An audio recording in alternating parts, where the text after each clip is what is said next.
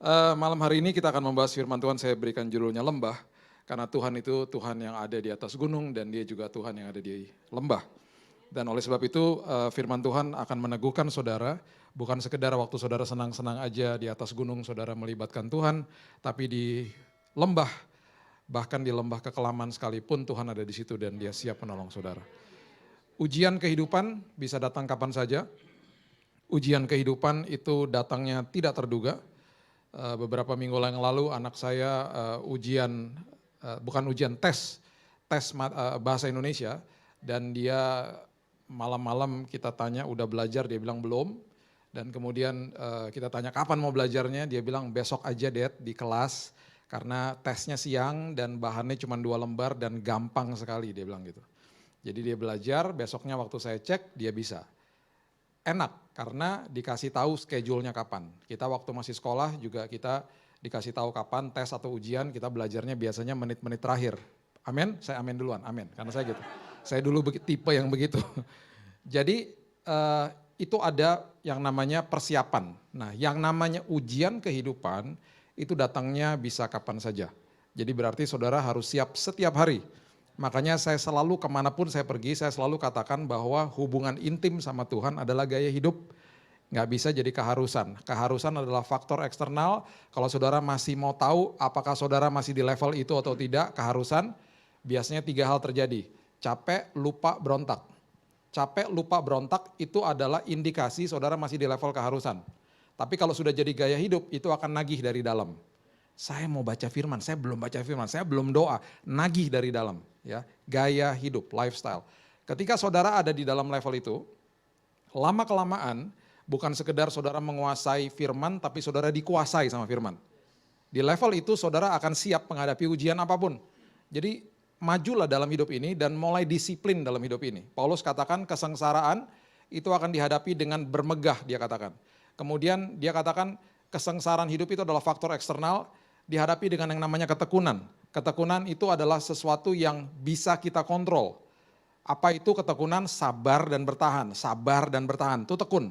Kemudian ada 2 buah yang Paulus katakan di Roma 5 ayat 3-5. Dia katakan tahan uji. Tahan uji, kemudian ada pengharapan. Tahan uji bahasa Inggrisnya character. Alkitab The Message mengatakan dengan sangat jelas, the steel of virtue. Sesuatu karakter baja berarti. Nah, karakter ilahi itu yang Tuhan mau kita punya setiap hari dan makin baik dan makin luar biasa, makin bertumbuh di dalam Tuhan. Tahan uji dan pengharapan adalah buah daripada ketekunan. Jadi dari 4 komponen ini yang saudara bisa kontrol hanya 1, tekun. Setiap hari tekun. Tekun, bergumul sama Tuhan gak apa-apa, bergumul sama dia. Ya. Oke, saya undang saudara untuk buka bersama-sama saya di 1 Raja-Raja, pasalnya yang ke-20, ayatnya yang pertama. 1 Raja-Raja pasal yang ke-20 ayat yang pertama, firman Tuhan katakan begini, Ben-Hadad Raja Aram mengumpulkan seluruh tentaranya, 32 orang raja bersama-sama dia, beserta kuda dan kereta. Lalu ia maju, ia mengepung Samaria dan memeranginya. Ya, 32 orang raja bersama-sama dengan dia. Berarti 33 kerajaan mengepung Samaria. Kemudian singkat cerita mereka berperang dan lain sebagainya, mereka menyerang bangsa Israel di atas gunung. Di atas gunung. Saya suka heran kalau baca beberapa chronological daripada bangsa-bangsa yang menyerang bangsa Israel, mereka nggak belajar-belajar. Ada sebuah peneguhan yang Tuhan berikan kepada Raja Daud. Kalau saudara pelajari firman Tuhan, Raja Daud mau membangun bait Allah. Tetapi kemudian lewat advisernya, lewat penasehatnya Nabi Nathan datang kepada Tuhan berdoa dan lain sebagainya, dikasih pesan sama Nabi Nathan, diberikan kembali kepada Raja Daud, dikatakan engkau nggak usah bangun bait Allah, nanti biarkan anakmu yang akan membangun bait Allah itu, namanya adalah Salomo. Ya.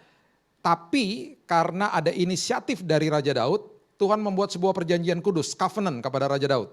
Kira-kira isi perjanjian kudusnya sangat simpel sederhana. Dia katakan begini, tetapi powerful, kuasanya penuh dengan luar biasa. Itu dikatakan, aku akan meneguhkan kerajaanmu dan keturunanmu sampai selama-lamanya. Gara-gara ada inisiatif mau bangun bait Allah. Dan ini diteguhkan sampai kepada hari ini. Jadi kalau saudara membaca setelah perjanjian kudus itu, ada bangsa-bangsa, ada raja-raja yang di bawah keturunan Raja Daud. Dan mereka bahkan hidup di dalam dosa. Firman Tuhan dengan jelas mengatakan, seharusnya aku menghancurkan kerajaanmu. Tetapi karena moyangmu Daud, aku luputkan engkau. Karena ada perjanjian kudus dengan moyangnya. Sampai-sampai 300 tahun setelah Daud sudah meninggal, ada raja namanya Raja Hizkia diserang sama bangsa Asyur. Dan Tuhan mengatakan karena ada perjanjian kudus dengan moyangmu, maka 185.000 tentara Asyur dibantai sama malaikat Tuhan. Mereka nggak sampai masuk ke dalam tembok daripada kerajaan Raja Hizkia. Dan itu berlangsung terus sampai kepada hari ini. Bangsa Israel nggak sampai 5% percaya Yesus. Tetapi bangsa itu diteguhkan sama Tuhan karena ada perjanjian kudus itu. Makanya kenapa bukan sekedar bangsa itu ditakuti oleh banyak bangsa. Tapi bangsa itu adalah bangsa yang merupakan inovator daripada banyak-banyak hal-hal yang ada di muka bumi. Seperti handphone saudara, ya, yang namanya prosesor, yang namanya sebuah hard disk dan lain sebagainya. Itu semuanya diciptakan dari sana. Seringkali kita berpikir itu bangsa Cina, Jepang, Korea, dan lain sebagainya. Sekarang ada tour di Israel yang saudara bisa pergi ke Tel Aviv dan datengin tuh pabrik-pabrik dan dijelaskan inovasi-inovasi yang mereka lakukan di dalam dunia ini. Sampai kepada sistem pertahanan dunia. Sampai kepada sistem ekonomi dunia. Itu yang mereka lakukan.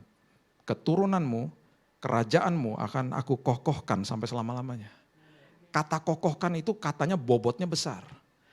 Nah, ini ada bangsa 33 kerajaan menyerang Samaria di atas gunung. Ya. Firman Tuhan katakan begini ayat 23. Ayat 23, 1 Raja-Raja 20 ayat 23. Pegawai-pegawai Raja Aram berkata kepadanya, Allah mereka ialah Allah gunung. Itulah sebabnya mereka lebih kuat daripada kita. Kenapa? Karena di atas gunung mereka dikalahkan ini. Puluhan kerajaan ini. Tetapi apabila kita berperang melawan mereka di tanah rata itu bahasa Inggrisnya the valley atau lembah. Pastilah kita lebih kuat daripada mereka. Kita kalah di atas gunung, yuk kita coba sekarang menyerang mereka di lembah. Ayat 28, Tuhan mengatakan begini. 1 Raja-Raja 20 ayat 28. Maka tampillah abdi Allah dan berkata kepada Raja Israel, beginilah firman Tuhan. Oleh karena orang Aram itu telah berkata Tuhan ialah Allah gunung dan bukan Allah dataran atau Allah lembah. Maka aku akan menyerahkan seluruh tentara yang besar itu ke dalam tanganmu supaya kamu tahu bahwa akulah Tuhan. Aku adalah Tuhan di atas gunung dan aku adalah Tuhan yang berkuasa di lembah. Dimanapun engkau berada, akulah Tuhanmu. Kalau saudara hidup di dalam kehidupan sekarang ini, jangan pernah berpikir sekalipun bahwa Tuhan berseberangan dengan saudara.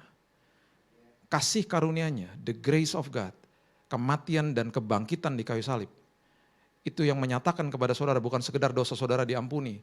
Itu adalah pernyataan yang luar biasa, dia ada di pihak saudara. Dia berperang bagi saudara. Jadi jangan pernah berpikir kalau saudara sedang menonton pada malam hari ini, saudara ada dalam sakit penyakit, di rumah sakit dan lain sebagainya. Sakit penyakit bukan dari Tuhan. Tuhan tidak pernah berseberangan dengan saudara.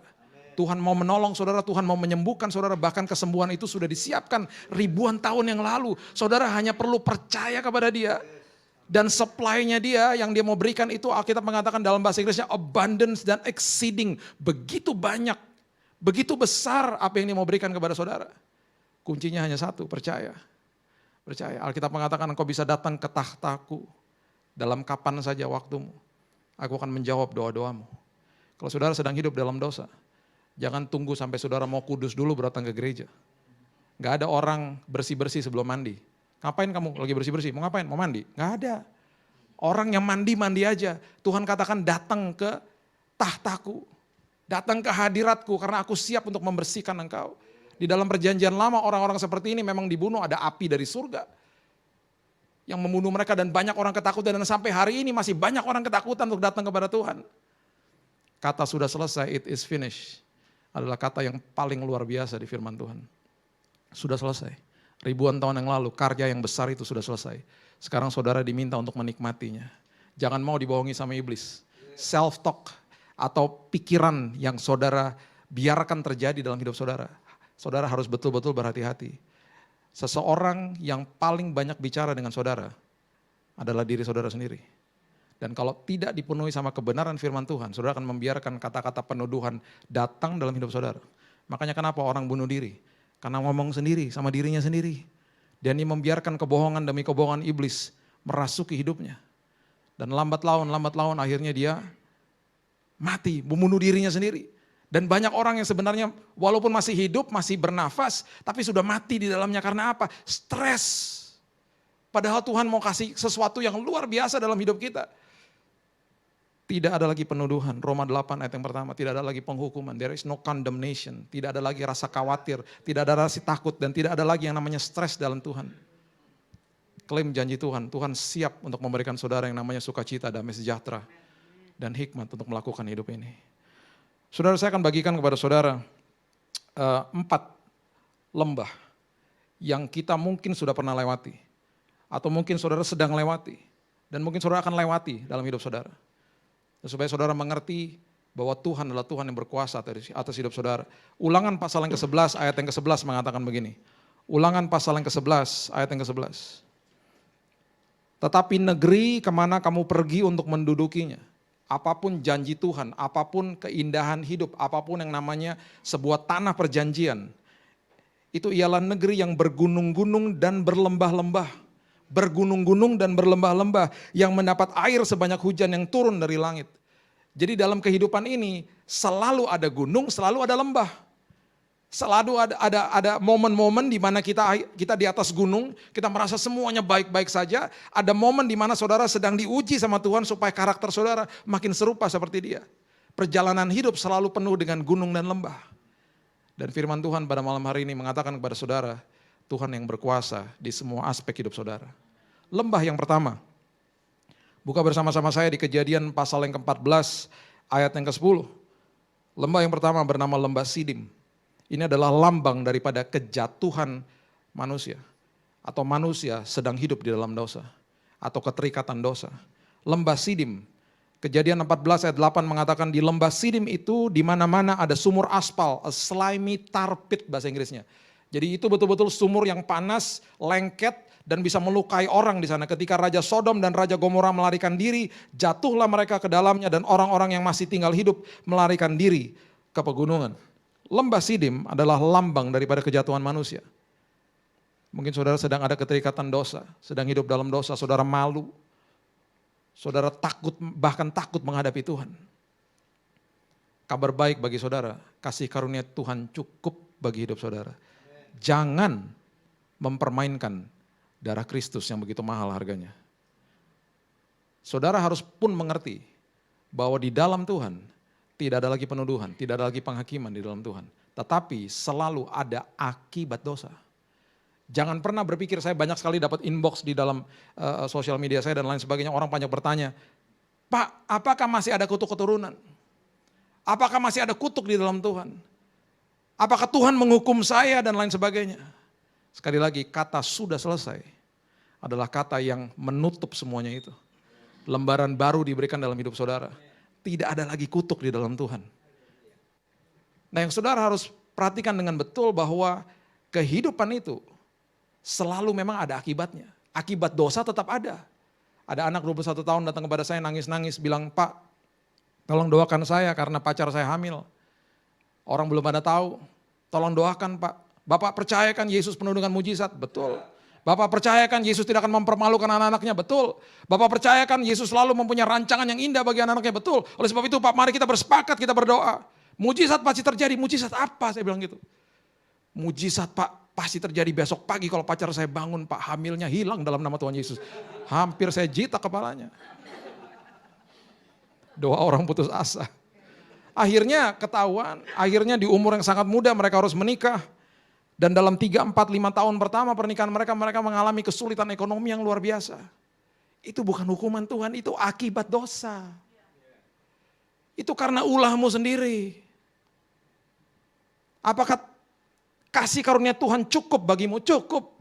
Apakah ketika engkau minta pengampunan Tuhan berikan? Sudah diberikan pengampunan. Tapi jangan mempermainkan kasih karunia Tuhan. Itu seolah-olah seperti misalnya papa saya pergi dan dia katakan, Bill, jaga adik-adikmu ya, ini obat merah. Kalau ada apa-apa, obat merah. Kemudian saya jatuh-jatuhin badan, saya loncat-loncat sampai berdarah-darah. Adik-adik saya tanya, kenapa kamu begitu? Tenang aja, kan ada obat merah. Yang bodoh siapa? Saya yang bodoh. Oke deh, nanti obat merahnya sembuhkan. Tapi ada boroknya, ada lukanya, ada malunya dilihat orang. Siapa yang malu saya? Siapa yang bodoh saya? Jangan mempermainkan kasih karunia Tuhan. Sudah dikasih gratis karena kita nggak bisa beli. Begitu mahal harganya. Lembah Sidim adalah lembah lambang kejatuhan manusia. Tapi di dalam lembah ini pun Tuhan ada di situ. Sudah menyiapkan kasih karunia cukup bagi saudara. Kalau saudara sedang menonton pada malam hari ini dan saudara hidup di dalam dosa, kembali kepada Tuhan. Jangan tunda ketaatan. Makin saudara tunda, makin jauh jalannya. Kalau saudara mau ke titik A dari titik B, ya, misalnya saudara sadar saudara salah jalan dalam waktu 5 menit, baliknya lebih cepat daripada udah sadar 10 atau 15 menit. Makin jauh nyasarnya.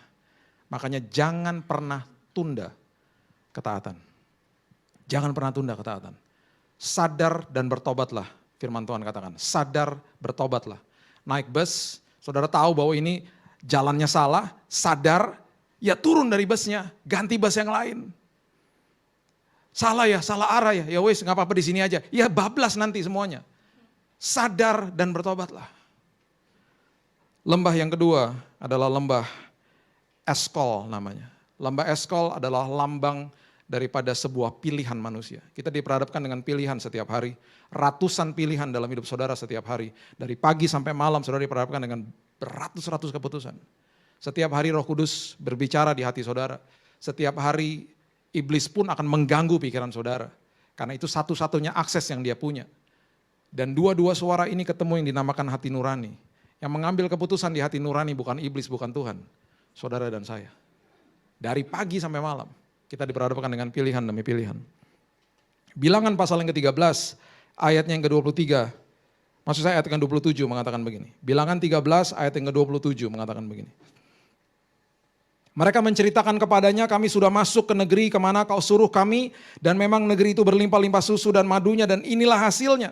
Hanya bangsa yang diam di negeri itu kuat-kuat dan kota-kotanya berkubu. Dan sangat besar juga keturunan enak telah kami lihat di sana. Kemudian disambung ayat 33, mereka mengatakan begini, 12 pengintai ini yang dikirim. 10-nya mengatakan begini ayat 33, juga kami lihat di sana orang-orang raksasa, orang enak yang berasal dari orang-orang raksasa. Dan kami lihat diri kami seperti belalang dan demikian juga mereka terhadap kami. Saudara, 12 pengintai melihat hal yang sama. Yang 10 kembali mengatakan mereka bangsa yang besar dan kemudian musuh mereka tidak pernah mengatakan bahwa mereka seperti belalang. Mereka mengatakan itu kepada diri mereka sendiri, itu yang saya katakan tadi self-talk, itu sangat bahaya. Saya tidak layak, saya hidup banyak dosanya, masa lalu saya begitu runyam dan gelap dan lain sebagainya. Kita menuduh diri kita sendiri dan kita katakan saya nggak layak, saya nggak bisa. Saudara, 10 orang ini, saudara pasti nggak pernah dengar nama-namanya.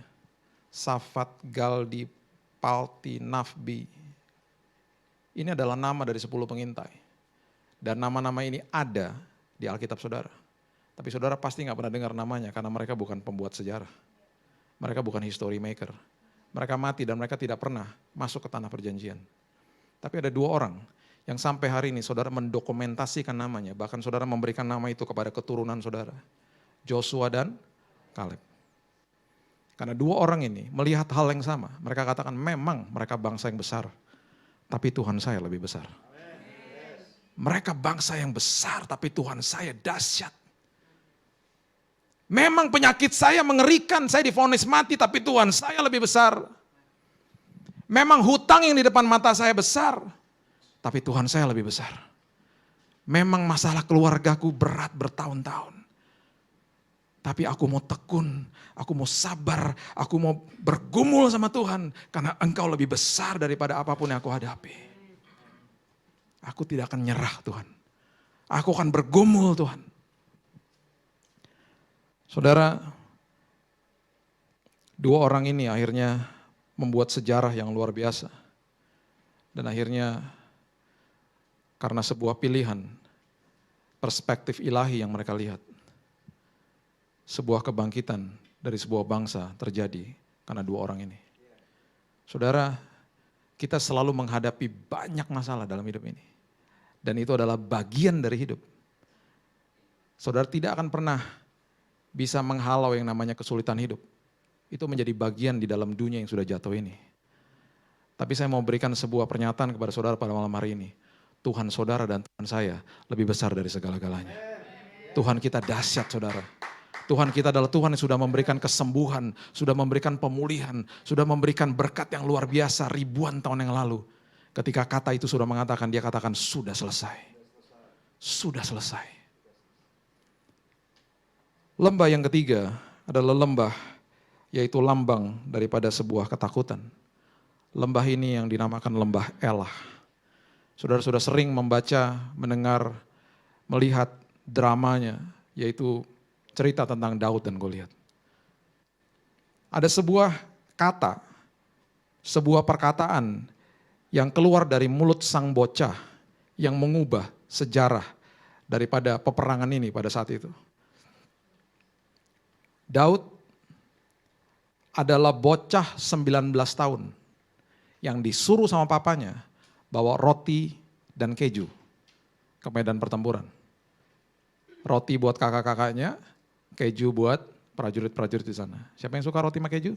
Saya salah satunya. Kalau Superman dia kalah lihat Krypton, Billy Lantang meleleh lihat keju sama roti ya. Beberapa bulan lalu kalau nggak salah, ya bulan lalu saya pergi ke Madiun ya. Datang ke pabriknya Bluder Cokro. Kalau saudara ke sana mampir ke sana ya, beli yang namanya golden cheese. Kenapa? Karena itu kejunya meleleh di dalam. Beli pas keluar dari oven, saudara pun akan meleleh makannya. Luar biasa. Ya. Roti dan keju. Bocah 19 tahun. Nah ini yang saya mau ajarkan kepada saudara. Bedanya orang yang menguasai firman sama orang yang dikuasai sama firman. Banyak hamba Tuhan menguasai firman, tapi pertanyaan apakah engkau dikuasai sama firman? Oke. Ini anak bocah 19 tahun mengalami Tuhan dalam kehidupan sehari-harinya. Memuji, menyembah Tuhan dan lain sebagainya, ya. Mematahkan rahang singa beruang dan lain sebagainya. Di belakang layar istilahnya tidak ada satupun orang yang lihat.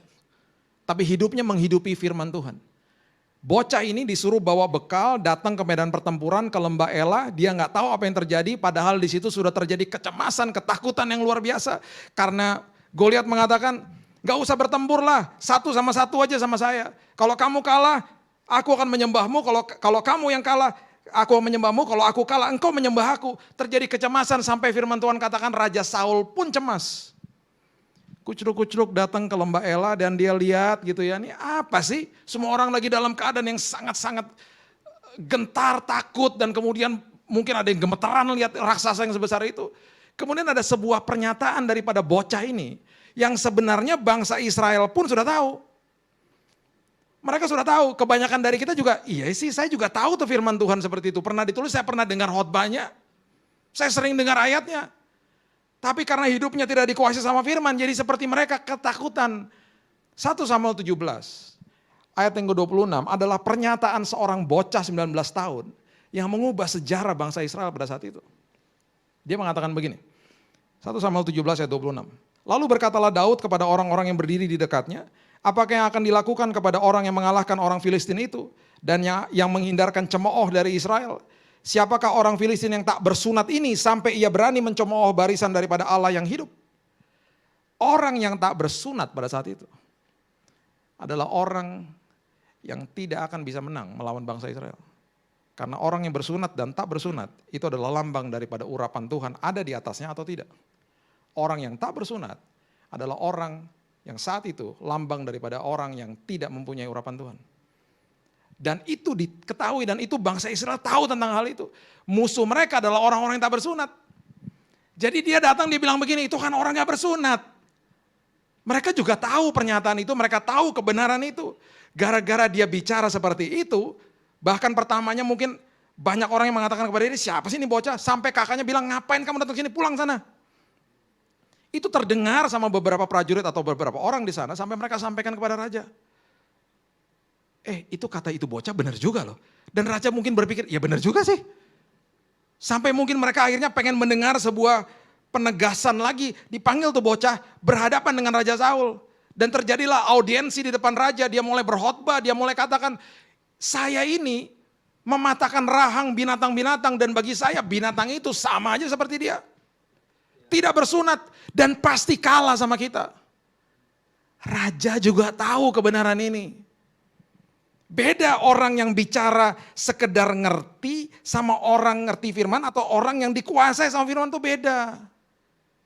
Orang yang dikuasai firman seperti dia, waktu bicara itu semua orang pasti mendengar dan mengatakan, wow, emang luar biasa, ada urapannya. Karena dia mengalami Tuhan dalam hidupnya. Dan sampai-sampai raja, karena pernyataan yang memang sudah dia tahu juga, sampai dia akhirnya bilang begini, ya benar juga sih, ya udah deh, kamu berhadapan sama dia deh. Nasib dari sebuah bangsa yang besar diberikan kepada anak 19 tahun yang lagi bawa roti sama keju. Yang gak tahu apa-apaan. Yang datang sama sekali gak tahu, dan dia dengan pernyataan yang luar biasa, dia katakan, aku nih mengalami Tuhan dalam hidupku. Aku dikuasai sama firman. Kira-kira begitu. Jadi ketika dia bicara orang dengar. Ketika dia bicara orang bilang betul dia. Ada urapannya karena orang itu ngalami Tuhan. Sampai nasib sebuah bangsa diberikan kepada dia. Ini orang datang ke medan pertempuran bukan siap-siap mau perang, lagi bawa roti. Makanya kalau saudara dikuasai firman, saudara mengalami Tuhan, saudara bicara kemana saja ada dampaknya. Saudara hidup itu ada dampaknya, gak sekedar ngomong. Saya undang semua hamba-hamba Tuhan yang menonton firman Tuhan pada malam hari ini. Jangan sekedar menguasai firman. Harus hidupmu dikuasai oleh firman. Jangan sekedar ngajari jemaat untuk hidup dalam Tuhan, tapi engkau sendiri tidak dikuasai firman. Makanya banyak hamba Tuhan jatuh dalam dosa. Singkat cerita, Daud akhirnya diberikan baju perang, dia gak bisa, dia gak mau. Dia hanya bawa batu sama umban. Diketawai sama Goliat. Apapun yang masih kecil di dalam tangan saudara, ketika saudara bermitra dengan Tuhan, akan terjadi perkara besar. Perkara besar. Batu dan umban gak ada artinya. Diketawain sama banyak orang. Seringkali saudara hanya punya dengkul untuk berdoa sama air mata. Gak punya apa-apa. Tapi dengkul dan air mata ketika bermitra sama Tuhan terjadi perkara besar. Karena apa? Hidupmu dikuasai oleh firman. Kita tahu ceritanya. Mati Goliat. 5 roti dan 2 ikan gak ada artinya. Bermitra sama Tuhan, ribuan orang makan. Tongkat di tangan Musa gak ada artinya. Ketika bermitra sama Tuhan, lautan terbelah. Dia menampung setiap air mata saudara. Mungkin saudara sedang mengalami penyakit pada malam hari ini. Mengalami kesulitan hidup saudara, udah buntu rasanya. Ada kabar baik bagi saudara. Hidup dikuasai sama firman. Tekun di dalam Tuhan. Serahkan kepada Tuhan. Walaupun kecil tidak ada artinya. Bahkan mungkin saudara diketawai sama orang-orang. Bahkan keluarga saudara. Kamu cuma bisanya doa aja. Lihat ada perkara besar menanti bagi saudara. Serahkan sama Tuhan saudara. Itulah lembah Elah. Lembah yang terakhir saudara adalah lembah. Kalau saya bisa katakan ini embahnya lembah. Udah kalau main game ini mungkin udah stage terakhir. Kalau ini bisa dilewati, wah juara udah. Saya beri nama lembah kekelaman. Lembah ini adalah lembah yang dibahas di firman Tuhan. Dan lembah ini mungkin lembah yang paling mengerikan. Ketakutan ada di situ. Air mata ada di situ. Kekhawatiran yang sangat ada di situ. Stres ada di situ. Gelap ada di situ. Semuanya bercamuk jadi satu. Lembah kekelaman. Ada sebuah pernyataan yang sangat luar biasa yang Daud sebenarnya mau memberitahu kepada saudara. Mazmur 23 ayat yang keempat dalam bahasa Indonesia mengatakan begini. Sekalipun aku berjalan dalam lembah kekelaman, aku tidak takut bahaya sebab engkau besertaku, gadamu dan tongkatmu itulah yang menghibur aku. Di dalam bahasa Inggrisnya ini dengan lebih jelas, mendekati bahasa aslinya dikatakan begini. Di dalam Alkitab, kalau saudara ada Alkitab NKJV, itu dikatakan begini, yea though I walk through the valley. Berarti Daud lagi memberitahu kepada saudara, ketika saudara melewati lembah seperti ini, saudara sedang melewati, bukan diam di situ. Berarti nanti ada waktunya, kairosnya Tuhan, saudara akan lewati semuanya. Walk through, melewati lembah kekelaman. Terus dikatakan dengan jelas dikatakan ini lembah dalam bahasa Indonesia dikatakan the valley of the shadow of death. Ini adalah lembah bayang-bayang maut. Ini ada bobot kata yang dia mau sampaikan kebenaran kepada saudara dan saya. Berarti kalau itu bayang-bayang maut, seringkali yang pertama adalah bayang-bayang selalu kelihatannya lebih besar daripada aslinya. Berarti apa? Iblis mau menakut-nakuti saudara, dia memperlihatkan sebuah ketakutan yang besar padahal nggak begitu. Bayangan seringkali tampaknya lebih besar daripada aslinya. Dan yang kedua, bayangan tidak akan pernah bisa melukai saudara. Nggak ada bapak-bapak meninggal ditabrak sama bayangan truk gitu, nggak ada, nggak ada. Bayang-bayang tidak akan pernah bisa melukai saudara. Berarti ini ada pesan yang dia mau memberikan kepada kita, yang harus kita tangkap. Dan yang terakhir, kalau ada bayangan, berarti di situ ada indikasi cahaya. Walaupun cahayanya kecil, tapi kalau itu cahayanya Tuhan, bagi saya cukup saudara. Berarti itu indikasi dia berjalan bersama-sama dengan saya di lembah itu. Saudara, waktu anak saya masih kecil, dia didiagnosa gejala pneumonia radang paru-paru. Dalam 1 tahun, nggak sampai 1 tahun 10 bulan Tuhan sembuhkan dia. Di usia yang ke-3 tahun, ketika saya bawa ke dokter, ada satu momen yang dokter katakan kepada saya, Pak, coba diterapi sama terapi uap. Pakai alat namanya nebulizer.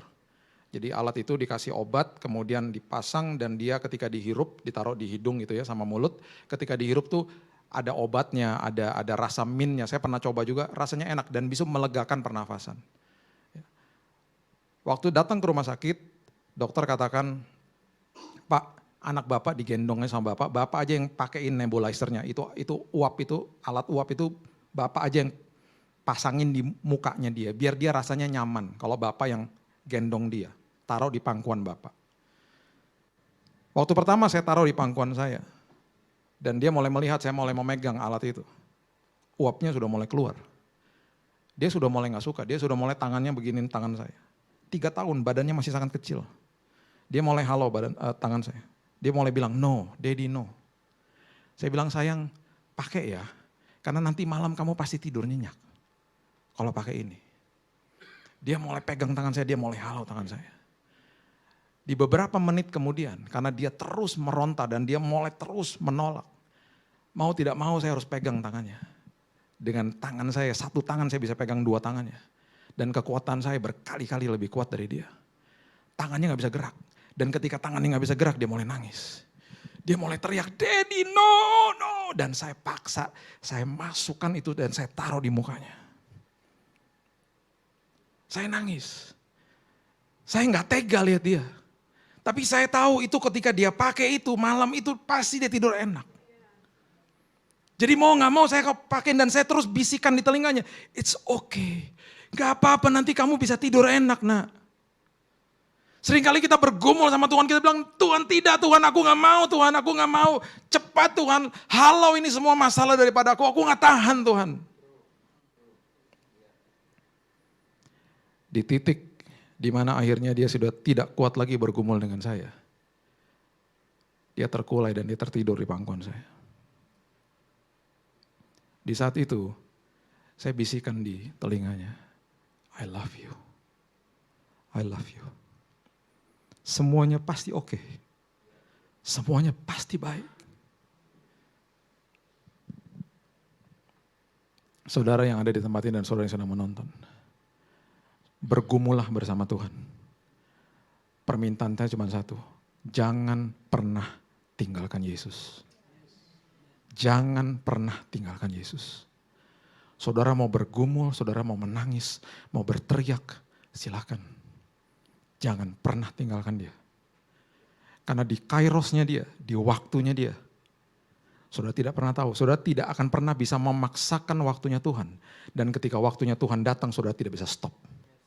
Ketika waktunya Tuhan datang, saudara akan melihat hal-hal yang besar yang saudara tidak pernah lihat sebelumnya. Jangan pernah tinggalkan Yesus. Ketika justru saudara dalam posisi yang terkulai dan saudara setelah menangis bergumul, saudara nggak punya daya lagi. Dan saudara terkulai di pangkuannya dia. Itu adalah posisi yang dia paling suka. Dan senantiasa setiap hari, dia akan bisikan ke telinga saudara, I love you. Dia mengasihi saudara. Dia sayang sama saudara. Tanggal 2 Januari, saudara pasti mungkin sudah sering dengar kesaksian saya selama 2-3 bulan terakhir ini. Saya di depan dokter di Singapura, saya didiagnosa terkena penyakit yang mematikan, namanya acute myeloid leukemia. Pertanyaan pertama waktu saya tanya sama dokter, dok saya stadium berapa kanker darah saya? Dia katakan di kanker darah nggak ada stadium, tapi yang ada adalah jenis. Dan jenis AML ini adalah jenis yang paling mematikan, paling agresif, dan penyebarannya sangat cepat. Saya katakan, dok saya nggak punya asuransi untuk cover pengobatan di Singapura. Dan saya tanya biayanya berapa, dia sebut dananya berapa yang diperlukan untuk bulan pertama. Dan kemudian dia katakan, Pak dalam waktu tidak lebih dari 7 hari, Bapak sudah harus segera mulai kemo. Ini tanggal 2 Januari 2019. Saya katakan, dok saya harus pulang, karena saya harus antar anak saya pulang. Anak saya yang kedua ini masih mau ikut ujian kelas 6 SD, ujian nasional. Saya harus antar dia pulang, kalaupun saya mau berobat di sini, saya harus siap-siap. Saya harus packing dan lain sebagainya.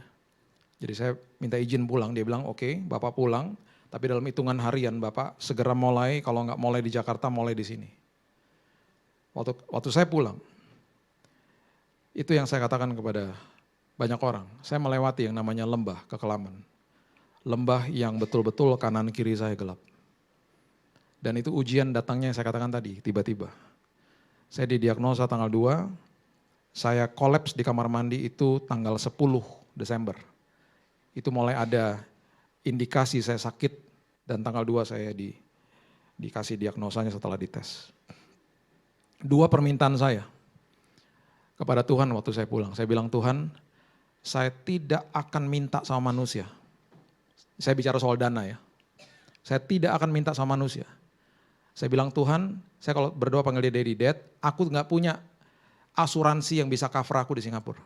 Tapi kalau engkau izinkan aku berobat di sana, engkau akan siapkan semuanya. Saya tidak akan taruh di sosial media. Saya kasih tahu istri saya, kita sepakat jangan kasih tahu siapa-siapa. Perjalanan pulang ke Indonesia, nggak ada satupun orang yang tahu. Dana berapa yang dibutuhkan dan lain sebagainya. Keluarga pun tahunya baru nanti. Ada 100 WhatsApp di bulan pertama yang nggak saya balas. Makanya kenapa saya cerita begini bangga sama saudara. Karena saya menyembah Allah yang hidup. Bapa yang hidup. Hamba Tuhan ya, kalau lagi sakit minta dana paling gampang. Taruh aja infus di tangannya, foto masukin Instagram. Terus begini, dana ngucur langsung. Bagi saya itu eksploitasi jemaat. Jadi hamba Tuhan yang dengar ya pada malam hari ini, ketika engkau sedang mengalami kesulitan dan lain sebagainya, minta sama Tuhan sumber atas segala sumber. Jangan eksploitasi jemaat, jangan manipulasi Tuhan. Saya berani ngomong begini karena saya alami siapa itu Yesus dalam hidup saya. Dia adalah Tuhan yang tak terbatas. Waktu saya pulang, dalam hitungan 3 hari dana yang dokter bilang kami harus siapkan, itu ada di bank saya. Tuhan siapkan persis jumlahnya. Makanya permintaan saya yang kedua saya bilang begini, saya bilang sama istri saya, nanti ya kalau Tuhan kasih biasanya dia kalau kasih pas-pasan selalu. Gak pernah langsung gubrak semuanya enggak. Pelan-pelan dia akan kasih pas-pasan supaya kita berjalan dalam iman. Gak apa-apa kita nikmati aja. Dan betul, dokter bilangnya berapa, dana yang dikasih segitu ya persis sama. Jadi permintaan saya kedua saya bilang Tuhan kalau sampai nanti masuk ke rumah sakit di sana, saya tidak mau telat bayar. Karena nanti beberapa hari pasti tagihan datang, saya tidak mau telat bayar karena saya anak raja. Kita pergi akhirnya ke sana. Kita pergi ke sana, sampai di sana kita pilih kamar yang berempat, kamar yang paling murah. Dan waktu hari-hari pertama mulai ada rasa pengen muntah karena kondisi saya makin memburuk dan bau-bau makanan di pasien-pasien yang suka bawa makanan itu mulai mengganggu saya gitu ya. Makanan rumah sakit plus makanan dari pasien-pasien di sebelah kanan kiri saya. Akhirnya saya minta request sebuah kamar yang 1 bed, 1 bed. Ya, 1 bed ini ada di rumah sakit Singapore General Hospital, tapi 1 bed ini, kamar 1 tempat tidur ini bukan VIP. Jadi harganya sedikit lebih mahal dari kamar yang berempat. Tapi karena harganya tidak terlalu mahal dan kamarnya cuma sendiri, populer kamarnya. Jadi habis. Jadi dokter bilang, Pak mohon maaf Pak, habis kamarnya. Saya bilang sama istri saya, ya udah kita berdoa aja semoga Tuhan kasih kekuatan. Selang beberapa waktu, nggak sampai lama, suster datang ke tempat saya dan katakan, Pak, dokter katakan Bapak boleh masuk ke kamar nomor 3 di lantai ini. Kamar nomor 3 itu adalah kamar suite. Suite itu adalah kamar yang di atasnya VVIP, karena kamar itu ada ruang tamunya, ada kulkasnya, ada safety boxnya, udah kayak hotel. Saya bilang saya nggak mau, saya nggak request kamar itu. Nggak apa-apa, kata dokter Bapak boleh masuk situ, tapi bayarnya bayar one bed aja. Oh ya mau kalau gitu, saya bilang. Perkenanan Tuhan sudah mulai terjadi. Dan rupanya memang Tuhan siapkan yang enak-enak karena besoknya mau dengar vonis. Besoknya Dr. Grace, saya nggak pernah lupa namanya dokter, saya selalu bilang istri saya, dokter kasih karunia, Dr. Grace. Dia masuk ke kamar, dia katakan dari 10 dokter, tim dokter, mereka katakan mereka sudah lihat hasilnya. Dan hasil yang mereka lihat dari tes saya itu betul-betul buruk. Mereka katakan, Pak, umur Bapak itu dibacakan tanggal 8 Januari, umur Bapak hanya 3 sampai 6 bulan. Jadi saya sudah divonis mati tanggal 8 Januari. Kalaupun Bapak di kemo, kami tidak ada pilihan lain, Bapak harus diberikan obat yang paling keras. Dan itu tidak dimasukkan lewat infus di tangan, tapi akan ditanam di dada saya. Dan itu cairan yang dimasukkan 500 mili per hari, 7 hari kali 24 jam. Itu adalah cairan yang akan membunuh semua sel-sel dalam tubuh Bapak. Dia tidak bisa membedakan mana sel baik, mana sel buruk. Semua dibunuh, bahkan organ-organ Bapak pun akan rusak. Dan Bapak akan drop. Karena sel darah putih Bapak akan drop, sel darah putih itu leukosit, kalau di pria itu biasanya 3,8 sampai 10, Bapak akan drop. Karena ketika drop sel darah putih itu berarti pertahanan tubuh terbuka, Bapak akan terkena infeksi. Makanya kalau Bapak kena kemo ini, ya suster bahkan katakan kalau sampai jatuh ke tangannya 1 tetes pun dari kemo ketika dia lagi beberes, jatuh ke tangannya netes 1, itu tangannya kebakar. Sudah bisa bayangkan cairan itu masuk ke tubuh saya, makanya suster katakan kalau sampai itu Bapak dimasukin dalam waktu 7 hari, kemungkinan besar Bapak akan terkena infeksi, Bapak akan masuk ICU, Bapak akan koma, life support, Bapak meninggal. Enggak di kemo meninggal.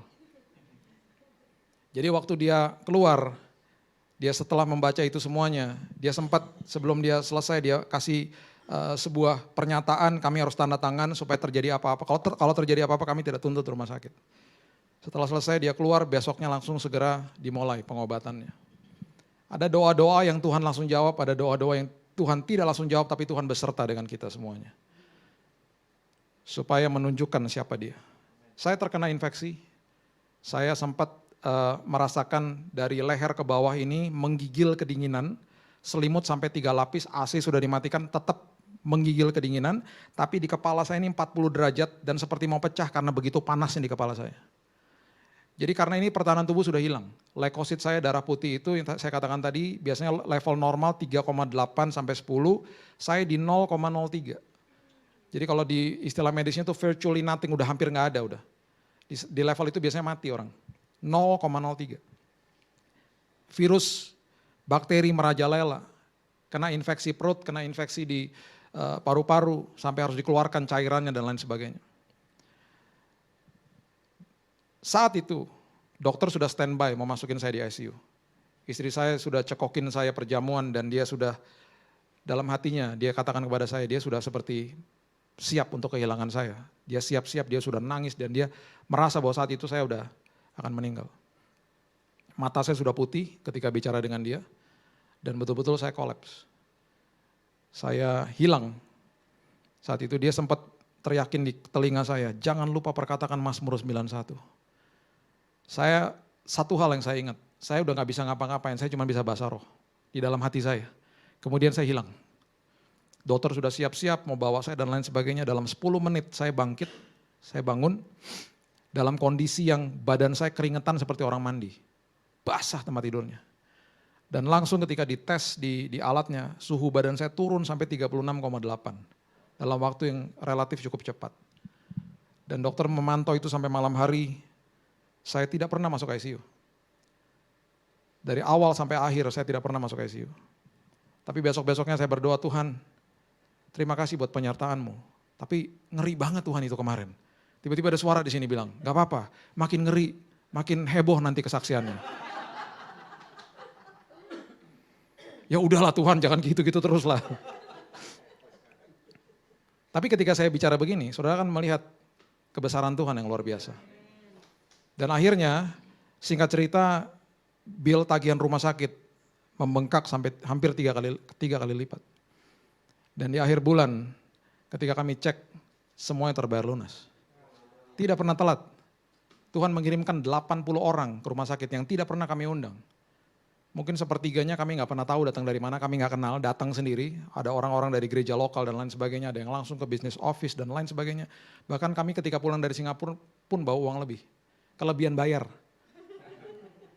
Saya tidak ada asuransi saudara, tapi Tuhan saya, Bapak saya yang mengatakan saya asuransinya kamu. Dan saya bangga bercerita ini kepada saudara, karena saya tidak pernah bergantung sama manusia. Tuhan memakai manusia, Tuhan bisa memakai apa saja salurannya. Tapi sumbernya adalah dia. Ngapain cari pipanya? Cari sumbernya. Kejar sumbernya. Itu paling beres sudah. Makanya semua orang ketika mengalami apapun kesulitan hidup, kejar sumbernya. 10 orang kusta. 10 orang kusta. Yang balik berapa? Cuma 1 toh. Yang 9 terpesona sama pemberian-pemberian Tuhan. Stop terpesona sama pemberian-pemberian Tuhan. Terpesonalah sama dia. Yang 1 kembali kepada dia katakan begini, terima kasih Tuhan. Sudah tahu itu ada kebenaran yang luar biasa di Lukas 17. Tuhan katakan, mana yang 9? Udah pergi. Rupanya ada perkenanan ekstra, ada sesuatu ekstra Tuhan mau berikan kepada mereka. Mereka terpesona dengan pemberian Tuhan, mereka kabur. Mereka bilang, yes, kabur mereka semuanya. Seperti anak kecil ketika anak-anak kami masih kecil dikasih kado, ulang tahun, Natal dan lain sebagainya, mereka kabur sama kadonya. Dan kami sebagai orang tua yang harus mengatakan begini, bilang apa? Waktu mereka bilang terima kasih, kami pun gak dilihat. Mereka fokus sama kadonya, thank you dad, thank you mom, mereka gak peduli sama kita. Tapi kami maklum karena mereka masih kecil. Tapi ketika anak saya yang laki-laki sudah mulai menginjak usia dewasa, di umur yang ke-10 kemarin 2 tahun lalu, dia suka Lego dan saya belikan dia Lego waktu ulang tahun. Itu Lego gak dibuka sampai besoknya. Sepanjang malam dia pelukin saya, dia bilang begini, thank you ya dad, thank you ya dad. Sampai-sampai waktu dia tertidur saya bilang sama istri saya, anak kita sudah dewasa. Dia terpesona sama bapaknya yang botak ini daripada sama Legonya. Yuk terpesona sama sang sumber saudara. Makanya yang 1 itu dapat perkenanan Tuhan. Tuhan katakan begini, your faith has made you whole bahasa Inggrisnya. Imanmu menyelamatkan engkau. Kalau saudara hanya baca sepintas, saudara mungkin tidak akan mengerti esensinya. Rupanya kata asli daripada itu adalah bekas kustamu pun hilang. Jadi yang 9 terpesona sama pemberian Tuhan, kabur, bekas kustanya masih ada. Makanya Tuhan tanya, yang 9 mana? Kesembuhanmu belum sempurna. Yang 1 ketika dia bilang terima kasih Tuhan, dia katakan your faith has made you whole. Arti daripada kata whole adalah bekas kustanya pun hilang. Dia pasti ketika ketemu sama 9 dia bilang, rugi kamu gak datang ke dia, nih lihat nih aku gak ada bekasnya lihat.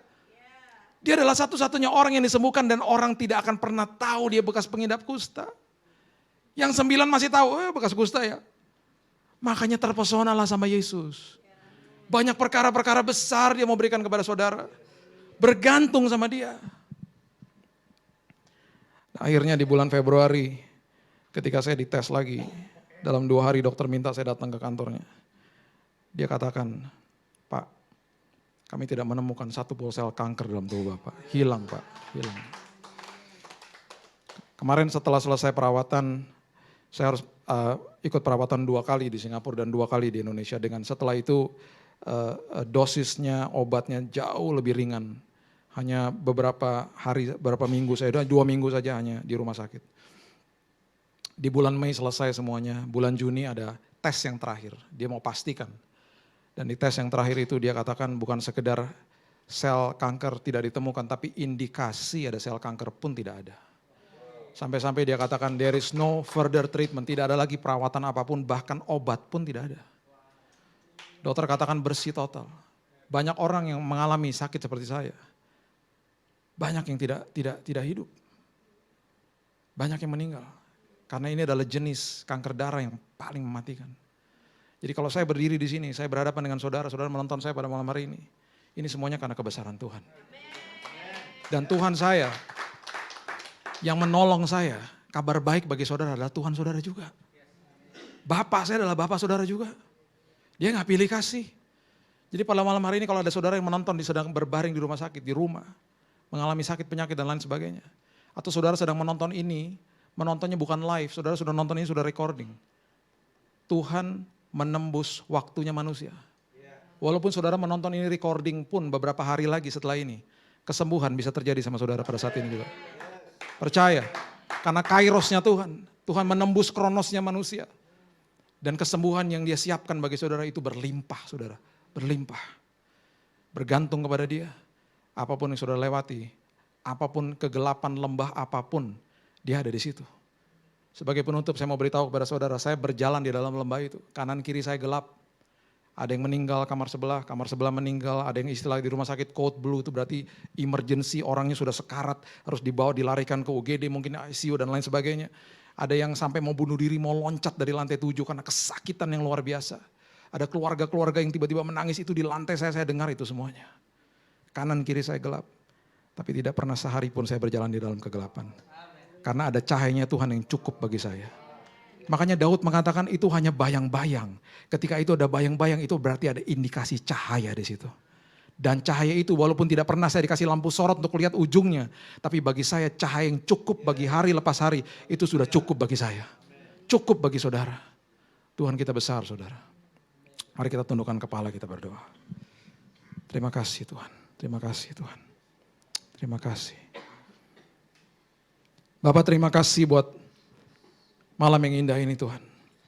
Kami percaya ketika ada hadirat Tuhan ada perkara besar terjadi. Pada saat ini ketika kami sudah mendengarkan firman ini Tuhan. Bukan sekedar kami hanya mau mengerti firman saja. Tapi kami mau dikuasai sama firman. Dan kami percaya pada saat ini ketika apapun yang sedang kami alami pada saat ini. Mungkin kami sedang sakit. Mungkin kami sedang mengalami kesulitan-kesulitan hidup, masalah keuangan, pekerjaan, rumah tangga dan lain sebagainya. Tuhan, kami sadar bahwa Engkau adalah Allah yang ada di dalam lembah. Engkau berjalan bersama-sama dengan kami. Engkau adalah Tuhan yang tidak pernah berseberangan dengan kami. Dan oleh sebab itu Tuhan, pada malam hari ini Tuhan kami berdoa. Siapapun yang sedang menonton pada saat ini, arahkan tangan-Mu. Kalau Engkau sakit pada malam hari ini, dan kalau Engkau sedang menonton recording ini pun, percaya bahwa kesembuhan sudah Engkau terima di dalam nama Tuhan Yesus. Engkau yang ada di rumah sakit pada saat ini. Engkau yang ada di rumahmu pada saat ini. Engkau yang sudah divonis sama dokter pada saat ini. Kenyataan-kenyataan realita hidup itu harus tunduk kepada kebenaran firman. Aku berdoa Tuhan, siapapun yang menonton pada saat ini Tuhan, sampai kapanpun mereka menonton recording ini, kesembuhan Tuhan terjadi atas hidup mereka. Sakit penyakit mereka kronis, vonis dokter, apapun Tuhan, aku memperkatakan kesembuhan total atas hidup mereka. Terima kasih Tuhan. Aku mengucap syukur Tuhan, dan aku berkata kepada semua sakit penyakit, selesai, selesai. Kesembuhan sudah terjadi, terima, percaya. Percaya bahwa kesembuhan itu sudah engkau terima. Perkatakan kesembuhan itu setiap hari dalam hidupmu. Mungkin engkau tidak akan melihat, tidak akan merasakan kesembuhan itu saat ini juga. Tapi percaya dan terus perkatakan firman itu. Ketika kairosnya Tuhan, ketika waktunya Tuhan terjadi, engkau tidak bisa stop. Engkau tidak bisa memaksakan waktunya Tuhan.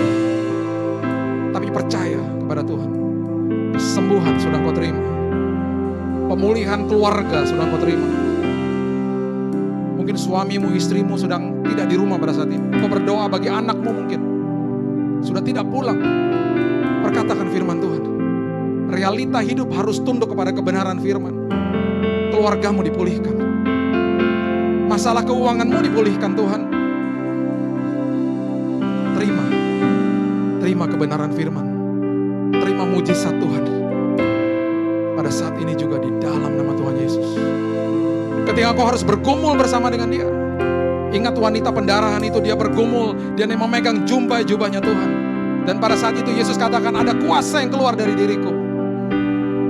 Ada kuasa yang keluar dari diriku. Saya percaya ada kuasa yang Tuhan curahkan dalam hidup saudara. Karena saudara fokus dan saudara cari dan saudara bergumul dengan Yesus. Jangan pernah tinggalkan dia. Dia adalah Tuhan yang sanggup, Tuhan yang besar dalam hidup saudara. Apapun yang saudara hadapi pada saat ini, apapun yang mematahkan semangat saudara pada hari ini, ingat Tuhan saudara lebih besar dari apapun. Ingat saudara bahwa Tuhan adalah Tuhan yang sudah menyiapkan segala-galanya. Berlimpah, kesembuhan itu berlimpah saudara. Percaya, dalam nama Tuhan Yesus. Dalam nama Tuhan Yesus. Bapak terima kasih Tuhan. Terima kasih Yesus. Terima kasih Tuhan. Kami mengucap syukur buat hari ini. Kami mengucap syukur buat hari esok. Dan kami percaya hari esok ada perkara besar yang menanti bagi kami. 2 hari lagi ada perkara besar yang menanti bagi kami. Minggu depan ada perkara besar menanti bagi kami. Tahun depan ada perkara besar menanti bagi kami. Rencanamu tidak pernah gagal Tuhan. Terima kasih bahwa Engkau berperang bagi kami. Engkau adalah Tuhan yang ada di atas gunung, dan Engkau adalah Tuhan yang ada di lembah kami. Terima kasih Bapa. Kami terima firman kebenaran, dan kami akan jadi pelaku-pelaku firman yang luar biasa. Meteraikan firman ini Tuhan. Hamba-Mu stop sampai di sini, tapi firman Tuhan berkumandang di hati kami. Menjadi rema dalam hidup kami. Hanya di dalam satu nama. Nama yang indah. Nama yang berkuasa. Yesus Kristus Tuhan kami. Kami sudah berdoa dan menerima mujizat Tuhan. Kita sama-sama katakan, amin.